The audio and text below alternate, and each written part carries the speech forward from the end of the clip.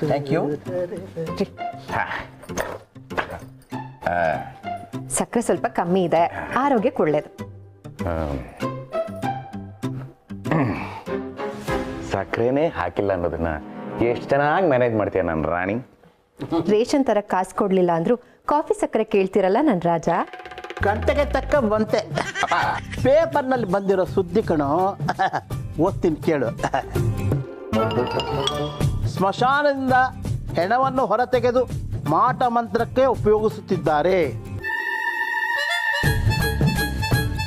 ಇತ್ತೀಚೆಗೆ ನಗರದ ಹೊರವಲಯದಲ್ಲಿರುವ ಸ್ಮಶಾನದಿಂದ ಭಾರಿ ಸಂಖ್ಯೆಯ ಹೆಣಗಳನ್ನು ಕದ್ದೊಯ್ಯುತ್ತಿದ್ದಾರೆ ಎಂಬ ಸುದ್ದಿ ದಾಖಲಾಗಿದೆ. ಹೇಳಿದ್ಯಾ? ಓ ಮಾವ, ಏನಿದು ಬೆಳಗ್ಗೆ ಬೆಳಗ್ಗೆನೆ ಕೆಟ್ಟ ಸುದ್ದಿ ಓದ್ತಿದ್ದೀರಲ್ಲ, ಕೇಳೋದಕ್ಕೆ ಭಯ ಆಗುತ್ತೆ. ನನಗೂ ಕೇಳಿದ್ರೆ ಭಯ ಆಗುತ್ತೆ. ಮನೆ ನಡ್ಸೋಕ್ ದುಡ್ಡನ್ನ ಗಿರಿ, ಮನುಷ್ಯ ಸತ್ ಮೇಲೆ ಜೀವನ ಮುಗಿದೋಯ್ತು, ಆತ್ಮ ಇನ್ನೆಲ್ಲೋ ಹೋಗಿ ಹುಟ್ಟುತ್ತೆ. ಈ ದೆವ್ವ ಭೂತ ಪೀಡೆ ಪಿಸಾಚಿ ಮಾಟ ಮಂತ್ರ ಇದೆಲ್ಲ ಬರೀ ಬೂಟಾಟ್ಕೆ. Okay, anyways this topic is not my cup of tea. I will go to office. Okay ರೀ, ನೋಡ್ಕೊಂಡು ಹೆಜ್ಜೆ ಇಡೋದಲ್ವಾ? ನೋಡ್ಕೊಂಡು ಹೆಜ್ಜೆ ಇಟ್ಟಿದ್ರೆ ಎಡುತ್ತಾ ಇದ್ನ, ನೋಡ್ಲಿಲ್ಲ ಅದಕ್ಕೆ ಎಡುವುದೆ. ಬರ್ಲಾ? ಬಾಯ್. ಹುಷಾರು. ದೆವ್ವ ಅಂತೆ ಭೂತ ಅಂತೆ ನನ್ನ ಹತ್ರ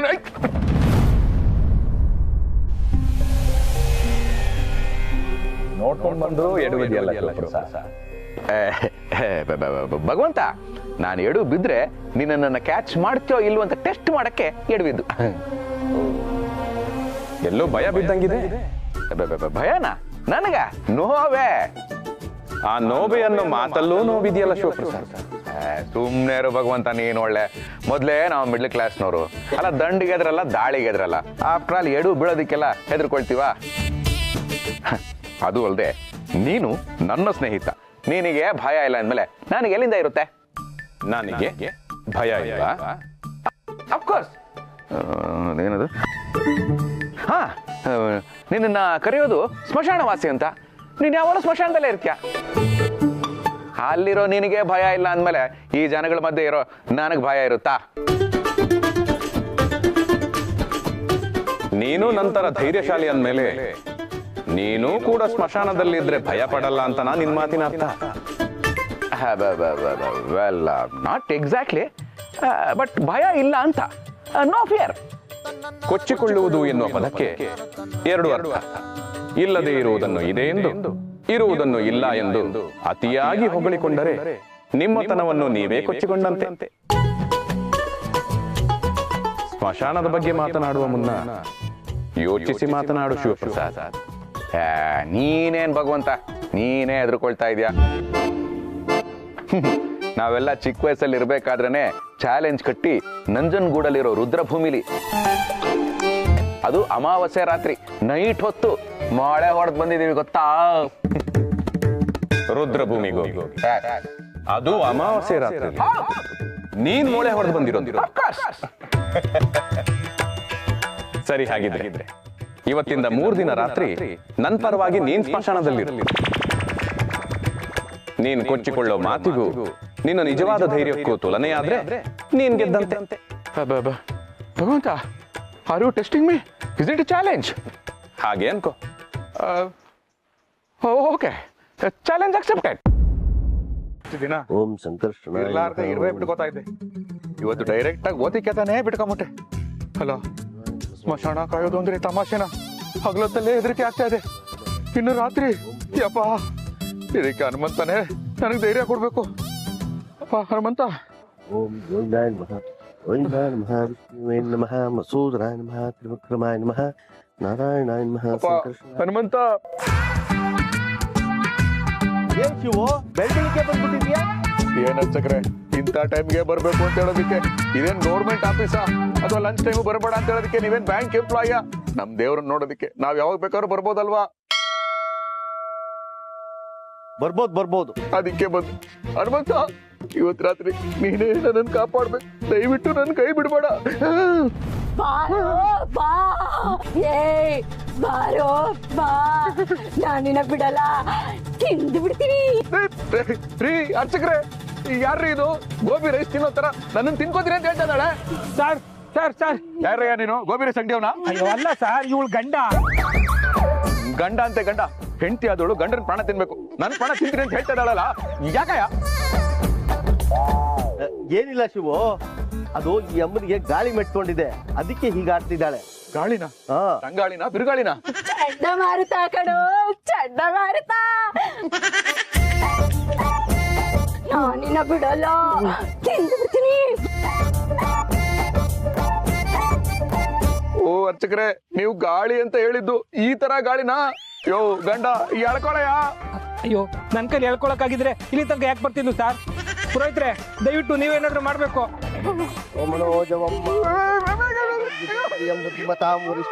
ವಾತಾತ್ಮಜಂ ವಾನರಯೂಥ ಮುಖ್ಯಂ ಶ್ರೀರಾಮದೂತಂ. ಏನಮ್ಮ ಸುಮ್ನೆ ಬಿಟ್ಟು ಹೋಗ್ತೀಯಾ? ಎಲ್ಲರಿಗೂ ತೊಂದರೆ ಕೊಡ್ತೀಯಾ? ಓಂ ಆಂಜನೇಯ ನಮಃ, ಓಂ ಗೋವಿಂದಾಯ ನಮಃ. ಏನ್ ಅರ್ಚಕ್ರೆ ನೀವಿಷ್ಟ ಹಾಕಿದ್ರು ಈ ಅಮ್ಮ ಒಂದ್ ಚೂರು ಶೇಕ್ ಆಗ್ತಾ ಇಲ್ವೇ? ಹಲೋ ಮೇಡಮ್, ನಿಮ್ ಗಂಡನ ಮೇಲೆ ನಿಮಗೆ ಬೇಜಾರಾಗಿದ್ರೆ ನೋಡಿ, ಬಸ್ ಟಿಕೆಟ್ ಫ್ರೀ ಇದೆ, ನೀವ್ ಎಲ್ಲಿಗೆ ಬೇಕಾದ್ರೂ ಹೋಗ್ಬೋದು, ಟ್ರೈ ಮಾಡಿ. ಸರ್ ಇದ್ಯಾವ್ದೋ ರಶ್ ಆಗಿರೋ ಬಸ್ಸಲ್ಲಿ ಟಿಕೆಟ್ ಸಿಗದೆ ಕಿರಿಕ್ ಮಾಡ್ಕೊಂಡು ಹೋಗಿರೋ ಆತ್ಮ ಸರ್, ಅದನ್ನ ಮಾತ್ರ ಹೇಳ್ಬೇಡಿ. ಹೋಗ್ತೀಯಾ ಇಲ್ವಾ? ಹೋಗು. ಅಯ್ಯೋ ಭಗವಂತ, ಚಾಲೆಂಜ್ ಕೊಟ್ಟು ಎಂತ ಕೆಲಸ ಕೊಟ್ಬಿಟ್ಟೆ. ದೇವಸ್ಥಾನದ ಮುಂದೆನೆ ಹಿಂಗೆ, ಇನ್ನು ಸ್ಮಶಾನದ ಒಳಗೆ ಹೆಂಗೋ? ಅಯ್ಯೋ, ನಾನು ಓತಿಕೆತ ಬಿಟ್ಕೊಂಡಿಲ್ಲ, ಡೈರೆಕ್ಟ್ ಆಗಿ ಡೈನೋಸರ್ನೇ ಬಿಟ್ಕೊಂಡ್ಬಿಟ್ಟೆ. ಅಲ್ವೋ ಶಿವ, ನೈಟ್ ಡ್ಯೂಟಿ ಅಂತ ಹೇಳ್ತೀಯ? ನಿಮ್ದೇನ್ ಚಡ್ಡಿ ಕಂಪ್ನಿನ ಅಥವಾ ಚಡ್ಡಿಗೆ ಸೆಕ್ಯೂರಿಟಿ ಕೊಡೋ ಕಂಪ್ನಿನ? ಅದು ಹೊಸ ಪ್ರೋಟೋಕಾಲ್ ಅಪ್ಪ. ಒಂದು ಟೀಮು ಬರೀ ನೈಟ್ ಹೊತ್ತು ಮಾತ್ರ ಆಕ್ಟಿವ್ ಆಗಿರೋದಂತೆ. ಆ ಟೀಮ್ಗೆ ನಾನೇ ಹೋಗಿ ಟ್ರೈನಿಂಗ್ ಕೊಡಬೇಕು.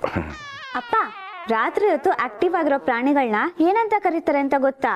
ದೆವ್ವ, ಭೂತ, ಪೀಡೆ, ಪಿಶಾಚಿ. ಸಾಕು ಸುಮ್ಮನಿರಲಿ, ಏನೇನು ಹೇಳಿ ಹೆದರ್ಸ್ಬೇಡ. ಅಲ್ಲ ಅಪ್ಪ, ರಾತ್ರಿ ಹೊತ್ತು ಆಕ್ಟಿವ್ ಆಗಿರೋ ಪ್ರಾಣಿಗಳನ್ನ ನಾಕ್ಟರ್ನಲ್ ಆನಿಮಲ್ಸ್ ಅಂತ ಕರೀತಾರೆ. ಏ ಪ್ರಾಣಿ, ಸಾಕ್ ಸುಮ್ನೆ ಇರೆ. ದೆವ್ವದ ಪಿಕ್ಚರಲ್ಲಿ ಬರೋ ಎಲ್ಲಾ ಪ್ರಾಣಿ ಪಕ್ಷಿಗಳ ಹೆಸರು ಹೇಳ್ತಿದ್ದಾಳೆ. ನಿಮ್ಮಪ್ಪ ಏನೋ ಸಿಕ್ಕಾಪಟ್ಟೆ ಧೈರ್ಯವಂತ, ಆದ್ರೆ ನಂಗೆ ತುಂಬಾ ಭಯ ಆಗುತ್ತೆ. ಇವತ್ತು ಬೇರೆ ಒಬ್ಳೆ ಮಲ್ಕೋಬೇಕು, ಇನ್ನೂ ಹೆದರಿಕೆ ಆಗುತ್ತೆ ನಂಗೆ. ಶಿವ, ನೀನು ಧೈರ್ಯವಂತನೇನೋ? ಅದನ್ನೇ ಟೆಸ್ಟ್ ಮಾಡಕ್ ಹೋಗ್ತಾ ಇದೀನಪ್ಪ. ಏನ?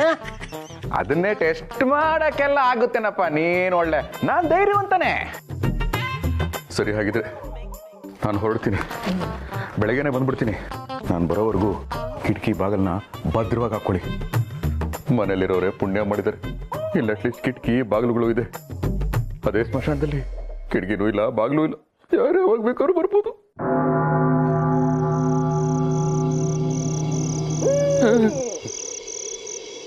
ಆಹಾ, ನಾನು ಎತ್ತಿದ್ರೆ ಗದೆ, ಇಳಿಸಿದ್ರೆ ಹೋದೆ, ಅಮ್ಮನಿಗೆ ಮಾತು ಕೊಟ್ಟಿದ್ದೆ ಅನ್ನೋ ಕಾರಣ ಸುಮ್ಮನಿದ್ದೆ ಅಂತ ಊರವರೆಲ್ಲರಿಗೂ ಬಿಲ್ಡಪ್ ಕೊಡ್ತಾ ಇದ್ದೆ. ಇಲ್ಲಿ ಬಿಲ್ಡಪ್ ಕೊಡೋಣ ಅಂದ್ರೆ ಯಾರು ಕೇಳಿಸ್ಕೊಳ್ಳೋರೇ ಗತಿ ಇಲ್ವೇ? ಅಯ್ಯೋ, ಭಗವಂತನ ಹತ್ರ ನಾವೆಲ್ಲ ಮಸಾಣದಲ್ಲೇ ಮೊಳೆ ಹೊಡೆದವರು ಅಂತ ಸುಮ್ಮನೆ ಬುರುಡೆ ಬಿಟ್ಟೆ. ಭಗವಂತ ನನ್ನನ್ನ ಬುರುಡೆ ಇರೋ ಜಾಗಕ್ಕೆ ಕಳಿಸ್ಬಿಟ್ಟ.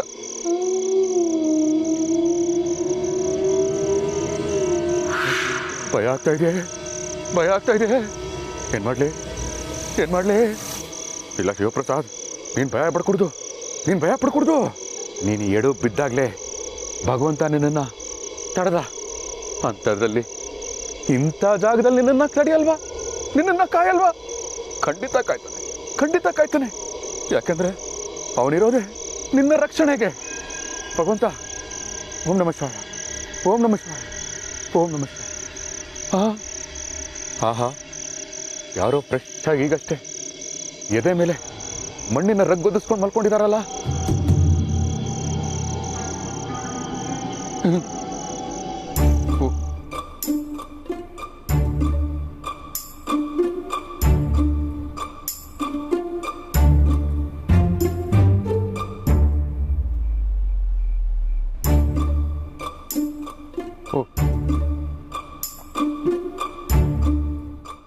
ಪತಿಗೆ ಪತ್ನಿ ಚಂದ, ಚಪಾತಿಗೆ ಚಟ್ನಿ ಚಂದ.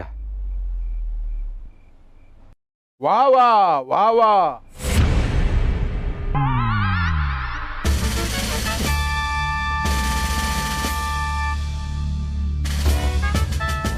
ಅಲ್ಲ ಸ್ವಾಮಿ,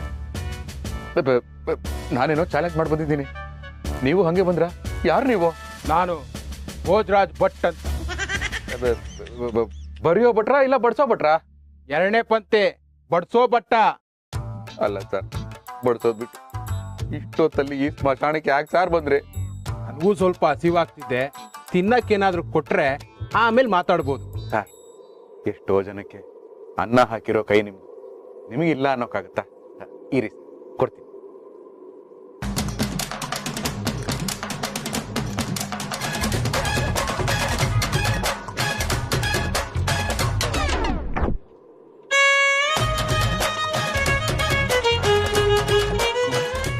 ಸರ್, ಹೇಗಿದೆ ಟೇಸ್ಟು? ನನ್ನ ಹೆಂಡತಿ ಮಾಡಿರೋದು ಒಳ್ಳೆ ಕೈ ರುಚಿ ಹೊಳ್ದು. ಜಾ ಸರ್, ಉಪ್ಪಿಗಿಂತ ರುಚಿ ಇಲ್ಲ ಅಂತ ಹೇಳೋ ಜನ ಸತ್ ಮೇಲೆ ಉಪ್ಪು ಹಾಕೇ ಮಣ್ಣು ಮುಚ್ತಾರೆ. ಆಹಾ, ಎಂಥ ತತ್ವ ಹೇಳಿದ್ರಿ ಸರ್, ಎಂಥ ತತ್ವ ಹೇಳಿದ್ರಿ. ಇರಿ ಸರ್, ಇನ್ ಸ್ವಲ್ಪ ಚಟ್ನಿ ಹಾಕ್ತೀನಿ. ಸರ್, ನಾನು ಚಟ್ನಿ ಅಂದ್ರೆ ನೀವು ಚಾಕು ತೋರಿಸ್ತಾ ಇದ್ದೀರಾ? ಓ, ನೀವು ರಾಬರಾ? Sir, wrong number sir. ನನ್ನ ಜೇಬಲ್ಲಿ 5 ರೂಪಾಯಿ ಅಷ್ಟೇ ಇರೋದು. ಸೀಕ್ರೆಟ್ ಜಾಬಲ್ಲಿ 120 ರೂಪಾಯಿ ಇದೆ. ಪೆಟ್ರೋಲ್ ಹಾಕ್ಸ್ಕೊಳಕ್ಕೆ ಅಂತ ಇಟ್ಕೊಂಡಿದ್ದೆ, ಅದು ನಿಮಗೆ ಯೂಸ್ ಆಗಲ್ಲ. ಸರ್, ಅನ್ನದ ಋಣ ಅಲ್ಲದೆ ಹೋದ್ರು ಚಪಾತಿ ತಿಂದ ಋಣಕ್ಕಾದ್ರು ದಯವಿಟ್ಟು ನನ್ನ ಬಿಟ್ಬಿಡಿ ಸರ್. ಬಿಟ್ಟು ಅನ್ನಿ ಸರ್, ನಾನು ಅಡುಗೆ ಮಾಡೋ ಬಟ್ಟ ಅಲ್ವಾ, ತರಕಾರಿ ಕಟ್ ಮಾಡೋ ಚಾಕು. ಕಡೆ ಒತ್ತುತ್ತಾಯ್ತು ಅಂತ ತೆಗೆದು ಕೈಯಲ್ಲಿ ಇಟ್ಕೊಂಡೆ ಅಷ್ಟೇ. ಇದರಿಂದ ಒಬ್ಬನ್ನ ತೆಗಿಬೇಕು, ಆದ್ರೆ ಅವನು ಸಿಗ್ತಾ ಇಲ್ಲ. ಆ ನನ್ನ ಮಗ 4 AM ಬಿರಿಯಾನಿ ಹೋಟ್ಲು ಮಾಡೋಣ ಅಂತ ಹೇಳಿ ಇನ್ವೆಸ್ಟ್ ಮಾಡಿಸಿ ಮೋಸ ಮಾಡ್ಬಿಟ್ಟ. ಅವನನ್ನ ಬಿಡಲ್ಲ, ಅವನನ್ನ ಇದರಿಂದ ಸಾಯಿಸ್ತೀನಿ. Sir sir sir sir sir sir ನೋಡಿ ಸರ್, ವೈಲೆನ್ಸ್ಗಿಂತ ಸೈಲೆನ್ಸ್ ಜಾಸ್ತಿ ಮಾತಾಡುತ್ತೆ. ನಿಮ್ಮ ಸೈಜ್ಗೂ ಚಾಕು ಸೈಜ್ಗೂ ವರ್ಕೌಟ್ ಆಗ್ತಾ ಇಲ್ಲ, ಬಿಟ್ಬಿಡಿ ಸರ್. ನೋಡಿ ಸರ್, ದ್ವೇಷ ಬೇಡ, ಪ್ರೀತಿ ಹಂಚೋಣ. ಬಿಟ್ರಿ, ಥ್ಯಾಂಕ್ ಯು. ಸರ್, ನೀವು ಇದೇ ಏರಿಯಾದಲ್ಲ ಇರೋದು? ಇದೇ ನಮ್ಮ ಮನೆ. ಒಳಗಿದ್ದೆ ಈ ಚಪಾತಿ ಸ್ಮೆಲ್ಗೆ ಆಚೆ ಬಂದ್ಬಿಟ್ಟೆ. ಚಪಾತಿ ಸ್ಮೆಲ್ಗೆ ಗೋರಿದ ಒಳಗಡೆ ಬಂದ್ರ? ಅಯ್ಯೋ ದೇವ್ರೆ, ನನ್ನ ಹೆಂಡತಿ ಕೈ ರುಚಿ ನೋಡೋದಿಕ್ಕೆ ಸಂಧ್ಯಾ ಅವ್ರು ಲೋಟ ಇಟ್ಕೊಂಡ್ಬರ್ತಾರೆ, ನೀವು ಚಾಕು ಇಟ್ಕೊಂಡು ಆಚೆ ಬಂದಿದ್ದೀರಾ? ಹೌದು, ಇದೇ ಚಾಕುಯಿಂದ ಅವನ್ನ ಕತ್ತರಿಸ್ತೀನಿ, ಅವನ ರಕ್ತನ ಘಟ ಘಟ ಅಂತ ಕುಡಿತೀನಿ. ಅದು ಹೇಗೆ ಅಂತ ನಿನ್ನ ಮೇಲೆ ಪ್ರಾಕ್ಟೀಸ್ ಮಾಡ್ತೀನಿ. ಪ್ರಾಕ್ಟೀಸಾ? ನನ್ನ ಮೇಲ? ಬೇಡ ಸರ್, ಬೇಡ ಸರ್, ಬನ್ನಿ ಸರ್.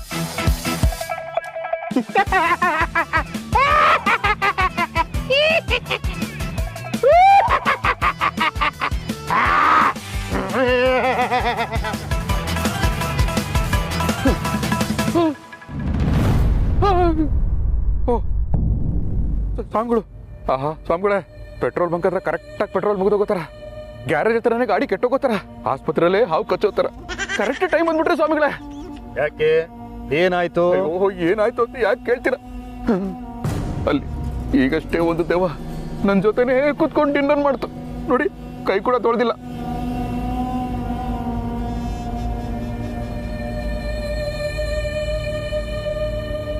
ಇದೆ, ಇಲ್ಲೊಂದು ಸಮಸ್ಯೆ ಇದೆ. ನನ್ನ ಹೆಂಡತಿ ಪ್ರೀತಿಯಿಂದ ಫ್ರೆಶ್ ಆಗಿ ಮಾಡಿರೋ ಚಟ್ನಿ ಹಾಳಾಗಿಲ್ಲ.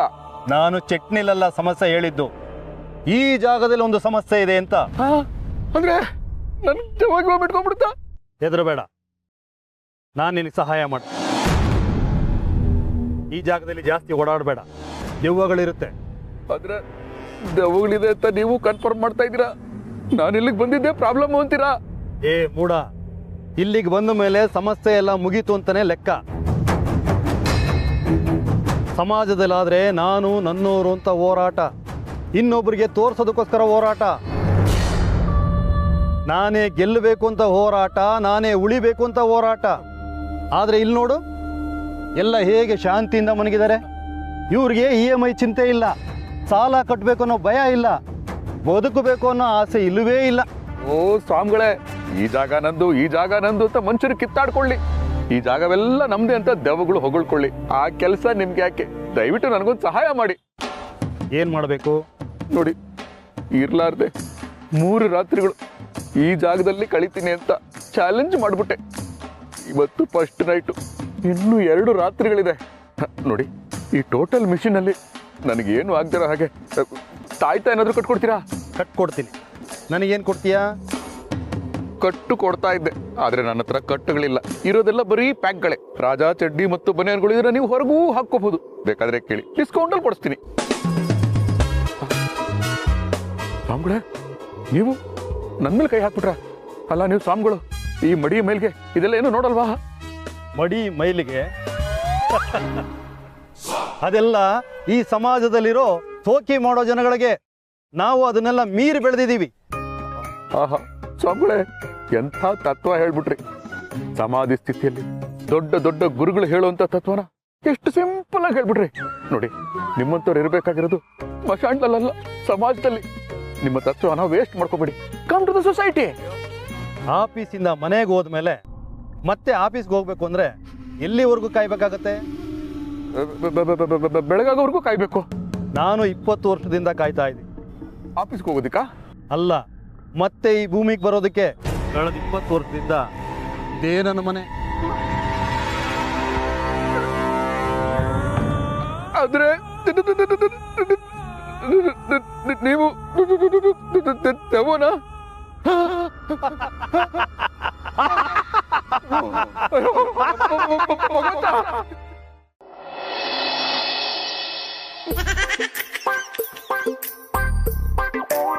ಇವ್ರೇನು ಆಫೀಸ್ಗೆ ಹೋಗೋದಕ್ಕೆ ರೆಡಿಯಾಗಿ ಇಲ್ಲಿ ಕಡಿಸ್ತಾ ಕೂತಿದಾರಲ್ಲ ರೀ?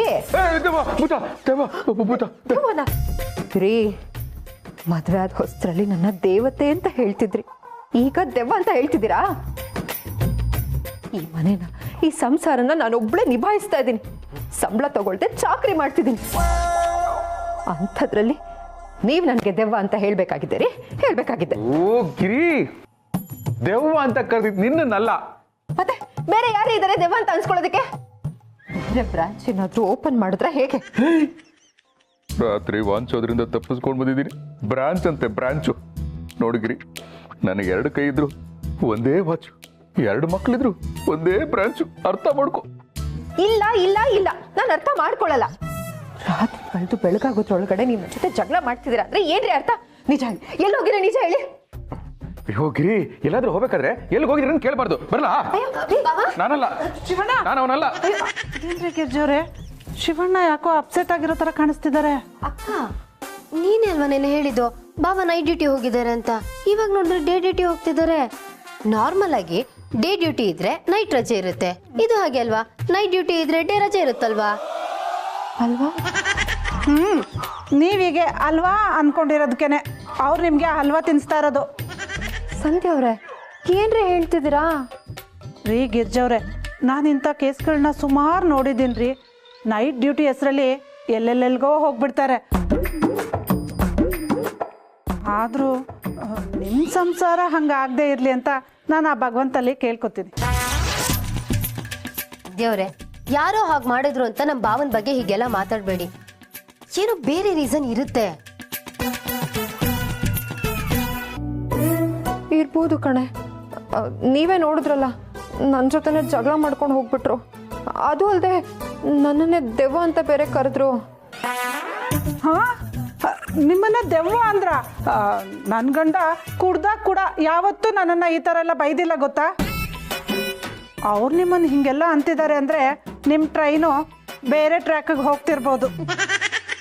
ಹೌದಾ ಗೌರಿ, ಏನೇ ಮಾಡೋದು ಇವಾಗ? ಅಕ್ಕ, ಇದ್ರ ಬಗ್ಗೆ ಎಲ್ಲ ತಲೆ ಕೆಡಿಸ್ಕೋಬೇಡ. ಬಾಬಾ ಮನೆಗೆ ಬರ್ತಾರಲ್ಲ, ಅವಾಗ ಕೂರಿಸ್ಕೊಂಡು ಕೇಳು. ಹ್ಞೂ, ಹಾಗೆ ಮಾಡ್ತೀನಿ. ಬರಲಿ ಅವರು.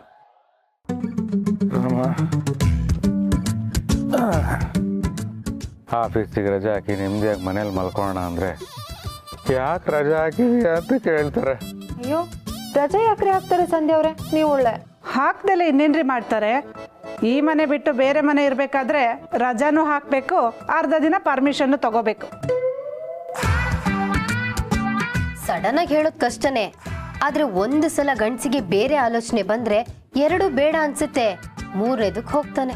ಅದಕ್ಕೆ ಮನೆನೂ ಬೇಡ, ಆಫೀಸು ಬೇಡ, ಈ ಮರದಡಿಯ ನೆರಳೇ ನನಗೆ ಹಾಸಿಗೆ, ಆಕಾಶವೇ ನನ್ನ ಹೊದಿಕೆ, ಈ ಭೂಮಿ ಅಲ್ಲ ಈ ಕಡಪಾಕಲ್ಲೇ ನನ್ನ ಮಂಚ. ನನ್ನ ಗಂಡ ಮಂಚ ಇಲ್ಲ ಅಂದ್ರೆ ಚಾಪೆ ಮೇಲೆ ಮಲ್ಕೋತಾರೆ, ಚಾಪೆ ಇಲ್ಲ ಅಂದ್ರೆ ಬರೀ ನೆಲದ ಮೇಲಾದ್ರೂ ಮಲ್ಕೋತಾರೆ. ಅಂಥದ್ರಲ್ಲಿ ಅವ್ರು ಯಾಕ್ರೆ ಹೀಗೆಲ್ಲ ಮಾಡ್ತಾರೆ? ನಾನಿದ್ನಲ್ಲ ನಂಬಲ್ಲ. ಮನೆಯಿಂದ ಬರಬೇಕಾದ್ರೆ ಚಾಪೆ ತಿಂದರೆ ಚೆನ್ನಾಗಿರೋದು, ಬಾಯಿ ಮಾತಿಗೆ ನೆರಳೇ ಹಾಸಿಗೆ, ಆಕಾಶನೇ ಅದು ಇದು ಅಂತ ಏನೇನೋ ಹೇಳಿದೆ. ಇಲ್ಲಿ ನೋಡಿದ್ರೆ ಕಡಪಾಕಲ್ಲು ಓದುತ್ತಾ ಇದೆ. ನಾನು ಹಾಗೆ ಅನ್ಕೊಂಡೇ ಇದ್ದೆ. ಆದರೆ ನನ್ನ ಗಂಡ ಸಾರಾಯಿ ಶೀಶೆಯಲಿ ಅಂತ ಸಾರ ಹಿಂದೆ ಹೋದ. ಶಿವಣ್ಣ ನನ್ನ ದೇವಿ ಕಾಣುವಳು ಅಂತ ದೇವಿ ಹಿಂದೆ ಹೋಗ್ತಿದ್ದಾರೆ. ಯಾವನಯ್ಯ ಇಲ್ಲಿ ಬಂದು ಮಲಗಿದ್ಯಾ? ಲೇ ಎದಳೆಯ ಯಾರದು? ಇದು ನನ್ನ ಪ್ರಾಪರ್ಟಿ ಮೇಲೆ ಮಲಗಿದ್ಯಲ್ಲ, ಎದಳೆಯ? ನಿಮ್ ಪ್ರಾಪರ್ಟಿನ ಎಷ್ಟು ಸ್ವಾಮಿ ಸ್ಕ್ವೇರ್ ಫೀಟು? ನಾನೇನ್ ತಗೊಂಡಿಲ್ಲ ಅಯ್ಯ, ನಾನು ದಿನ ಇಲ್ಲೇ ಕೂತ್ಕೊಂಡು ಭಿಕ್ಷೆ ಬೇಡೋದು. ಇದು ನನ್ನ ಕರ್ಮ ಭೂಮಿ. ಅಯ್ಯೋ ಕರ್ಮ, ಏನೇನು ಹೇಳಿ ನನ್ನ ಅನುಮಾನ ಜಾಸ್ತಿ ಮಾಡ್ಬಿಟ್ರಲ್ಲ. ಈಗ ಬೇಡ ಅಂದ್ರೂ ಅನುಮಾನ ಬರುತ್ತೆ ನಂಗೆ. ನಾನು ಯಾಕಯ್ಯ ತಿರುಪೆ ಎತ್ತಕ್ಕೆ ಬರಲಿ? ಅದೇ ಮತ್ತೆ ಭಗವಂತ ನನಗೆಲ್ಲ ಕೊಟ್ಟಿದ್ದಾನೆ. ಎಲ್ಲ ಕೊಟ್ಟಿದ್ದಾನ? ಹಾಗಾದ್ರೆ ಎಷ್ಟು ಮಡಗಿದೆಯಾ ಅಕೌಂಟಲ್ಲಿ? 5,000ನ, 10,000ನ, 50,000ನ? ನನ್ನ ಹತ್ರ ಎಷ್ಟಿದೆ ಗೊತ್ತಾ? 47 ಲಕ್ಷ ಇದೆ.